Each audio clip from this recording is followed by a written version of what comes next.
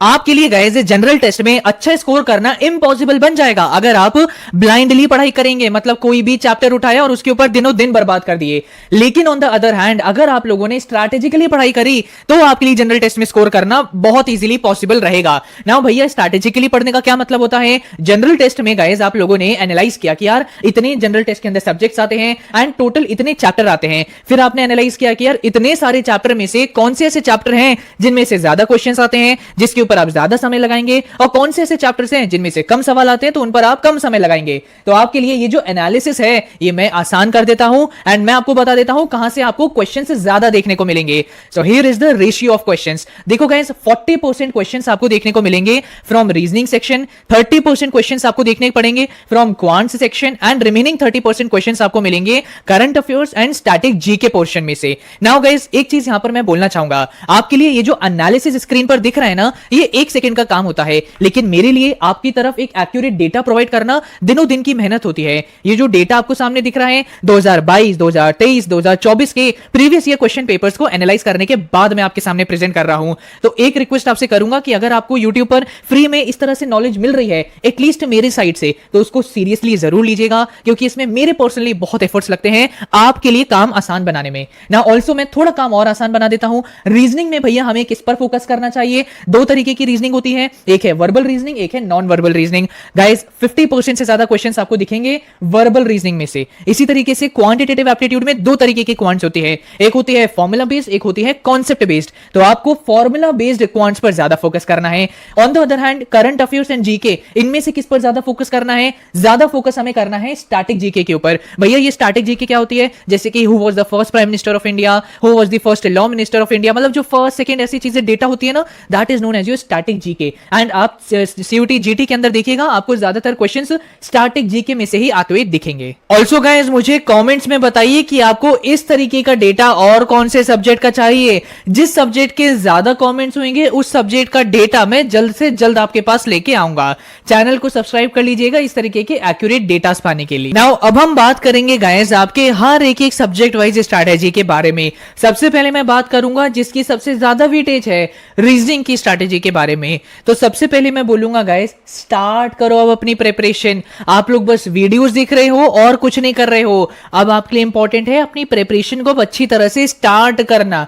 लेकिन स्टार्ट करने के लिए आपको सिलेबस भी तो पता होना चाहिए ना। ऊपर ऊपर का सिलेबस मत देखना कि अच्छा verbal reasoning, non verbal reasoning, and आपने कोई भी किताब उठाई और उससे पढ़ना शुरू कर दिया।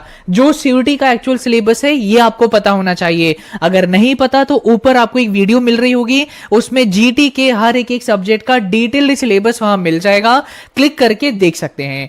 नाउ सिलेबस जब आपने देख लिया, इसके बाद मेरा आपको ये सजेशन रहेगा कि टाइम वेस्टिंग लेक्चर्स मत देखिएगा। देखो यार, रीजनिंग ना एक कंसेप्चुअल सब्जेक्ट है, ये कोई थ्योरेटिकल सब्जेक्ट नहीं है कि आपने किताब उठाई और उससे रट्टा मारना शुरू कर दिया। रीजनिंग में इंपॉर्टेंट है कि आपके ब्लड रिलेशन हो गया या डिस्टेंस डायरेक्शन हो गया, इसके कॉन्सेप्ट क्लियर हो, और कॉन्सेप्ट आपके क्लियर होंगे सही यूट्यूब पर लेक्चर्स देख के। कोई कोर्स लेने की जरूरत नहीं है, तो आप सभी सीधा कंसेप्चुअल वीडियोस यूट्यूब पे देख सकते हो। वन शॉट वीडियोस देखो, ये मैं आपको सजेस्ट करूंगा। और उस वन शॉट वीडियो में ना ये जरूर देख लेना कि हर एक टाइप जो होता है वो उसके अंदर कवर हो, और कुछ सैंपल क्वेश्चंस भी प्रैक्टिस कराए जा रहे हो। आपको मेरा रिकमेंडेशन होगा कि किताब बना लीजिए जनरल टेस्ट की, उसमें हर एक टॉपिक के जो कॉन्सेप्ट होते हैं, टाइप्स होते हैं, सैंपल क्वेश्चंस होते हैं, उनको नोट डाउन जरूर कर लीजिएगा। बस रिक्वेस्ट ये रहेगी यार, टाइम वेस्टिंग लेक्चर मत देखना। जैसे कि मैंने एक यूट्यूब चैनल देखा जिन्होंने ब्लड रिलेशन के ऊपर 5 पार्ट्स ऑफ वीडियोस बना दिए थे 1-1 घंटे के। मतलब ब्लड रिलेशन के ऊपर कोई 5 घंटा बर्बाद करेगा सिर्फ लेक्चर देखने में। इससे तो बेटर है 1 घंटे में लेक्चर देखो और बाकी 4 घंटा प्रैक्टिस में लगाओ, उससे आपके मार्क्स इंप्रूव होंगे ना। उसके बाद मैं आपको बोलूंगा कि जब आपके एक बार कॉन्सेप्ट क्लियर हो जाए ना, इसके बाद आपको फोकस करना है सही अप्रोच के ऊपर। मतलब कई सारे रीजनिंग में गाइस क्वेश्चंस होते हैं बड़े ही लेंदी, जो आपके 2 से 3 मिनट ले जाएंगे सॉल्व होने में। तो आपकी अप्रोच उन क्वेश्चंस के लिए रहनी चाहिए कि मुझे वो क्वेश्चन ट्रिक्स से सॉल्व करने हैं। अगर आप चाहते हैं कि भैया आप हमें वो ट्रिक्स के बारे में बताओ, तो ये भी कमेंट्स में बता दीजिएगा। मैं ट्रिक्स के ऊपर आगे चल के एक डिटेल वीडियो ले आऊंगा। और आखिरी में मैं बोलूंगा गाइस आप सभी को कि लेक्चर्स देखने के बाद, एक किताब मेंटेन करने के बाद, ट्रिक्स सीखने के बाद हर एक एक टॉपिक के मिनिमम 10 क्वेश्चन यार मेरे कहने पे सॉल्व कर लेना। आप लोग चाहे जितनी प्रिपरेशन कर लो, जनरल टेस्ट में प्रैक्टिस के बिना अच्छे नंबर आ ही नहीं सकते। नाउ अब आपका क्वेश्चन होगा भैया करंट अफेयर्स और स्टैटिक जीके के बारे में बताओ। नाउ यहां पे मैं आप सभी को बोलना चाहूंगा गाइस कि आप लोग कंफ्यूज हैं कि क्या भैया मुझे इसकी प्रिपरेशन करने के लिए न्यूज़पेपर या लूसेंट जैसी मोटी मोटी किताब पढ़नी चाहिए। मेरा आपको रिकमेंडेशन होगा कुछ पढ़ने की जरूरत नहीं है न्यूज़पेपर और लूसेंट में से। सबसे पहले तो आप एक काम करिए, स्टैटिक जीके पर ज्यादा फोकस करिए कि यार हमारे फर्स्ट मिनिस्टर्स ऑफ इंडिया कौन थे, कौन कौन से ऐसे माउंटेन्स हैं जो सबसे लंबे हैं, सबसे छोटे हैं, सबसे लंबी नदी कौन सी है, सबसे छोटी नदी कौन सी है। ये कुछ इंपॉर्टेंट स्टैटिक जीके के पार्ट्स हैं जो आपको जरूर पता होने चाहिए।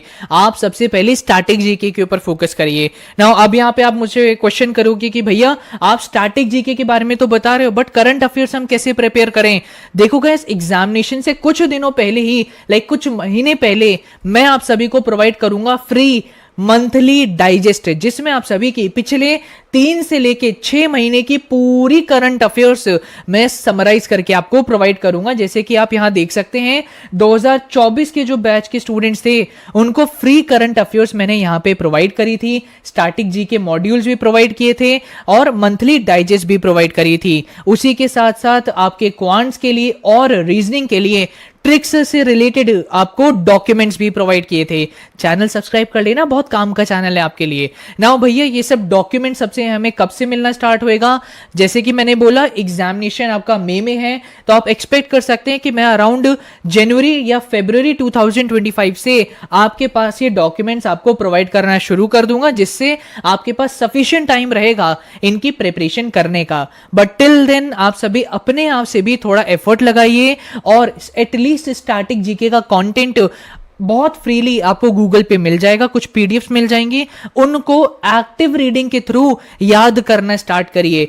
बहुत ज्यादा डेटा होता है guys current affair static GK में, रट्टा करना भी पॉसिबल नहीं होता। इट इज बेटर कि जो भी डॉक्यूमेंट आप पढ़ रहे हैं उसको 5 से 6 बार अगर आपने पढ़ लिया तो वो शॉर्ट टर्म मेमोरी से लॉन्ग टर्म मेमोरी में शिफ्ट हो जाती है वो इंफॉर्मेशन। सो एक्टिव रीडिंग करिएगा, करंट अफेयर स्टैटिक जीके में रट्टाफिकेशन काम नहीं आएगा। नाउ फाइनली गाइस अब हम बात करते हैं आपके सबसे टफ टॉपिक के बारे में, and that is quantitative aptitude. Kidding guys, इतना ज्यादा टफ भी नहीं होता, बट मेनली ये सब्जेक्ट उन स्टूडेंट्स को टफ लगता है जो कॉमर्स से या फिर ह्यूमैनिटीज बैकग्राउंड से पर्टेन करते हैं। नाउ आपकी जो क्वांटिटेटिव एप्टीट्यूड होती है गाइस, ये 2 तरीके की होती है। एक होती है फॉर्मूला बेस्ड, कि अगर आप सभी को जो भी टॉपिक क्वांटिटेटिव एप्टीट्यूड में आ रहे हैं उनके फॉर्मूलाज याद हैं तो इसके क्वेश्चन आप इजीली सॉल्व कर लेंगे। लेकिन कई होते हैं बड़े ही कॉन्सेप्चुअल सब्जेक्ट, जैसे कि shirts and indices, set theory, आपका ट्रिग्नोमेट्री, फॉर्मूलाज उनमें भी होते हैं लेकिन वो बड़े ही कॉन्सेप्चुअल होते हैं। अगर आपको कॉन्सेप्ट डीपली नहीं पता होंगे तो आप क्वेश्चन सॉल्व नहीं कर पाएंगे। तो to be very honest I would say, अगर आपका क्वांटिटेटिव एप्टीट्यूड बहुत वीक है तो मेरा सजेशन होगा पहले फॉर्मूला बेस्ड क्वेश्चंस पे फोकस करिए। अगर आपने एक बार फॉर्मूला बेस्ड क्वेश्चंस कर लिए, आपके कॉन्फिडेंस बढ़ेगा, क्वेश्चन सॉल्व होने स्टार्ट हो जाएंगे, समझ आने लगेगा क्वांटिटेटिव एप्टीट्यूड, एंड तब जाके आप कॉन्सेप्चुअल क्वेश्चंस के ऊपर अच्छे से फोकस कर पाएंगे। नाउ आप सभी को चिंता करने की जरूरत नहीं है, आगे चल के मैं क्वांट से भी रिलेटेड आपके लिए फॉर्मूला शीट बना रहा हूं जो आपको बहुत ही जल्द मेरे टेलीग्राम चैनल पर प्रोवाइड कर दी जाएगी। नाउ टेलीग्राम चैनल का लिंक मैंने डिस्क्रिप्शन में दे रखा है, जाके ज्वाइन कर लीजिएगा। तो सबसे पहले फॉर्मूला बेस्ड क्वेश्चंस करो। कैसे करो? आप कोई अच्छे टीचर का लेक्चर देखो, ठीक है? पार्ट्स में लेक्चर्स बिल्कुल मत देखना, समय बर्बाद होगा। और लेक्चर्स देखने के बाद एक नोटबुक में नोट डाउन जरूर करते रहिएगा, और नोट डाउन करने के बाद सो मत जाइएगा या फिर भूल मत जाइएगा। प्रैक्टिस सबसे इंपॉर्टेंट है, ठीक है? प्रैक्टिस पर जरूर ध्यान दीजिएगा, प्रीवियस ईयर क्वेश्चन पेपर, और धीरे धीरे जब आपकी प्रिपरेशन अच्छी खासी हो जाए तब जाके मॉक टेस्ट देना स्टार्ट करना। और इसी के साथ साथ थोड़ा स्मार्ट प्ले भी करो। हर समय हार्ड वर्क करने की जरूरत नहीं होती आप लोगों को, स्मार्ट प्ले भी करो। कैसे स्मार्ट प्ले करो? आप सभी को 10 क्वेश्चन छोड़ने का मौका मिलता है, तो आप कौन से 10 क्वेश्चन छोड़ सकते हो? वो 10 क्वेश्चन छोड़ सकते हो जिसमें आप अपने आप को सबसे ज्यादा वीक समझते हैं। रीजनिंग सब बच्चों का स्ट्रांग होता है, ज्यादातर बच्चों को प्रॉब्लम होती है या तो क्वांट्स में या जीके में, तो जो भी आपका सबसे ज्यादा वीक है वो क्वेश्चन आप छोड़ सकते हो। जो स्ट्रांग है उसके ऊपर ज्यादा फोकस करो, जिससे उन सब्जेक्ट के क्वेश्चंस आपको लीव ना करने पड़े। तो थोड़ा स्मार्टली भी करना पड़ेगा। सो आई होप गाइस ये वीडियो आपको पसंद आई होगी। बहुत मेहनत से बनाई है गाइस, मेरा थोड़ा गला भी अब बैठ गया। Thank you and all the very best, and channel को सब्सक्राइब कर लीजिएगा।